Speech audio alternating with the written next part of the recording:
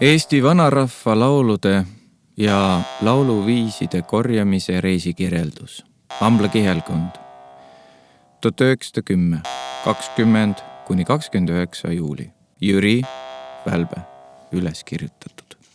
21 juuli, kolmapäev.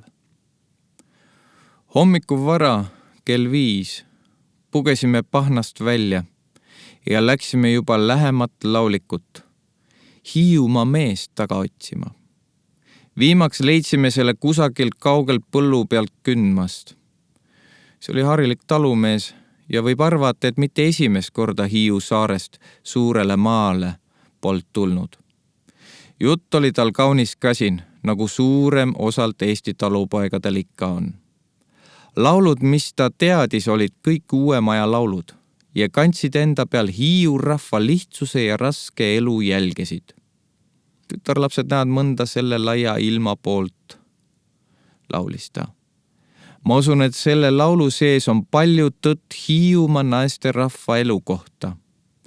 Peale muude eluraskuste ja meelepahade peab saare naiste rahvas tihti pealegi kõik põlluharimise tööd tervelt enda õladel kandma, sest mehed kevadel rändavad suurele maale suurt teenistust otsima.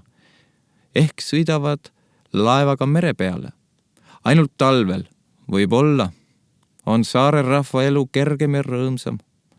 Mehed ja pojad tulevad suurelt maalt ja merelt kodu, oma teenistuskopikuid kaasa tuues ja naesed lõpetavad kodupõllutöö ja koguvad põllusaagi kokku. Siis on jälle kõik kodu ja koos. Väikese saagiga läksime Hitzenbergi juurde jälle tagasi. Seal anti meile kohvi juua ja siis sõitsime Pruuna valda Äplikule. Äplikul leidsime Hitzenbergi juhatuse järele ühe Ladna mehe, taluperemehe poja, Möldri Freimanni. See mees ei olnud ainiliselt mitte rikas, sest tuuleveski väike maja, tükki 10 mesipuud ja korraline taime ja lilleaed oli kõik ta nähtav varandus. Ah jaa, naine ja 3 last peab veel siia juurde arvama. Aga selle mehe vaimlist vara oli ilus silmitseda ja kuulda. Mesipuu ja lilled ja taimed. Kõik rääkisid, et peremees nende eest hoolitseb, nendega ettevaatlikult ja mõistlikult ümber käib ja neid tõsiselt armastab. Tarvilised juhatused kätte saades läksime meie laulikuid taga ajama mööda väikest roobast teed. Pika otsimise järele leidsime kusagilt metsatalust ühe vanakeste paari, kes laulusid teadsivad. Esiteks võtsime vanaeide kätte ja ajasime jutuga talle laulutuju sisse. Ta minias oma tütrekesega oli meile selleks abiks. Kuid mõne laulu järel juba hakkas südametunnistus vanaeite vaevama. Oh, mis ma küll vanas eas pattu teen, neid sittu laulusid laulan, mis ütleb vanamees, kui kuuleb, et ma siin lori suust välja ajan. Veel paar laulu ja südametunnistus ajas vanaeide meie eest tuppa. Küsisime minia käest järele, kuidas laulutuju jälle vanakesele sisse saaks ajada. Kuulsime, et vanamees võtab napsu ja vanait teeb ka tipsu. Seega oli meil jälle uus abinõu käes laulu saagiks. Otstarve pühendab abinõu.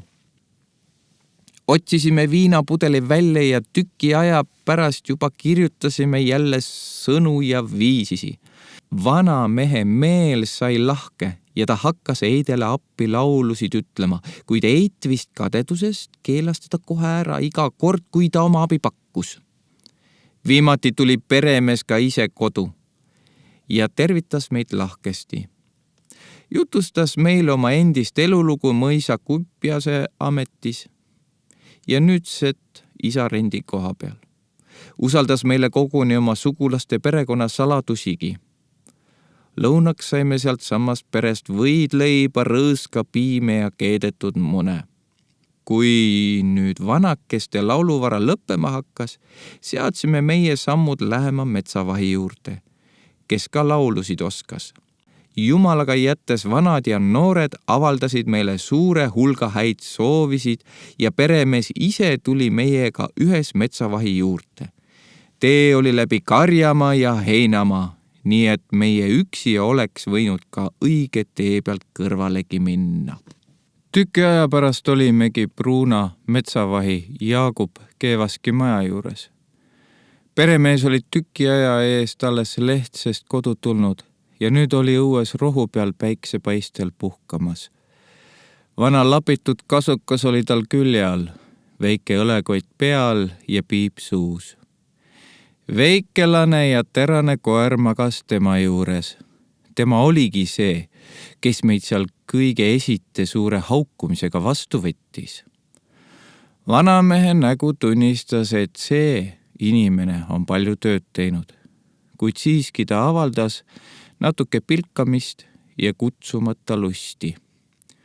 Ja muidugi, 25 aastat ausast mõisat orjata ei ole mitte kerge. Kuid laul on ikka heaks meelelahutuseks igas kitsikuses. Selle päikese paistel puhkaja vanamehe lauludes oli tõesti palju värsket lusti ja peenikest pilkamist. Kassime siis Vakroonu 90-kraadilise õige kibedaga vanamehe kurku. Panime ta uue piibutäiele tule otsa ja siis hakkasime laulusid kirjutama. Viisisid oli tal vähe, sest paljud laulud läksivad ikka ühe viisi peale. Uudisimu ajas ka tema perenaise ja tütre toast õue. Naine oli tal veel kaunis priske inimene, aga tütar oli päris tubli neiu. Vähemalt vaadelda oli teda lõbus. Ta oli noor, priske, tugev, keha oli plaaniline ja ilus, rind, õlad, puusad. Kõik need oleks mõne linnapreili suure väärtuse sisse tõstnud, aga kellele õitseb see lilleke seal kõrvalises kauges metsakohas, kuhu ainult mõne aasta tagant trehvab mõni võeras inimene minema. Kui vanamehe laulu taga otsa lõppesid, tegi ta veel ühe napsu ja jättis meiega Jumalaga, ikka oma kasuka peal kottinajal istudes. Kari saadeti ka juba välja ja pererahvas hakkas tööle minema. Koer saatis meid peremehe õuest välja käreda haukumisega.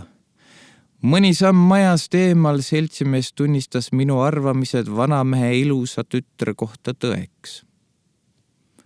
Kui Freimani juurde tagasi saime, oli juba päev õhtule hästi lähenenud. Tahtsime õhtuks küll kuhugi edasi veel jõuda, aga Freimani tellimise asjatoimetused ajasid meid nii kaugele, et meie ka tõesti selle lahke mehe varju alla puhkama jäime. Kõigepealt laulis ta meile ette hulga laulu- ja mänguviisisid, mis ta teiste inimeste käest oli kuulnud. Nad olid küll suuremalt jaolt uue maja sünnitused, kuid siiski rahva omad ja rahva suust pruugitavad. Mõned viisid tuletas tema naine meelde, kes omal ajal ka tüdrikute hulgas suur laulik on olnud. Kuid paar viisi Freiman ja ega tema naine meelde ei saanud täiesti tuletada. Läksime õhtu kolmekesi naabritalu tüdrikute käest järele pärima. Kell oli vist juba üle 10, kui võõrasse talusse jõudsime. Toas meie teretuse ja küsimiste peale esiteks ei andnud keegi vastust, aga viimaks üks laps ütles, et tüdrukud magavad aeda lakkas. Siis läksime laka teed otsima. Läksime aeda kõrval olevasse kuuri, et tüdrukute juurde peaseda. Joosef Freiman kui rohkem tuttav inimene hakkas mööda püsti pandud vankrit üles ronima, kus sünnitas sellega kolinat, mis tüdrikute kõrva tungis. Magusast uinakust äratatud hakkasid tüdrikud vihaselt nende rahurikkujatelt nõudma, et nad ära läheks. Siis seletasime neile oma eesmärki ja viimati meie ja nende vahekord sai täitsa rahuldavaks. Et küll rukki lõikamine neil pihad olid valutama pannud ja nende magus esimene uinak rikutud sai, siiski laulis üks nendest meile tarvilikud lauluviisid ära. Pääle selle soovisime neidele jälle uuesti ja õnnelikku uinuda ja ruttasime ise ka öömajale. Peale õhtusööki pugesime lakka heinade peale värske õhu kätte ja peagi lendas meie juurde rahutooja uneingel.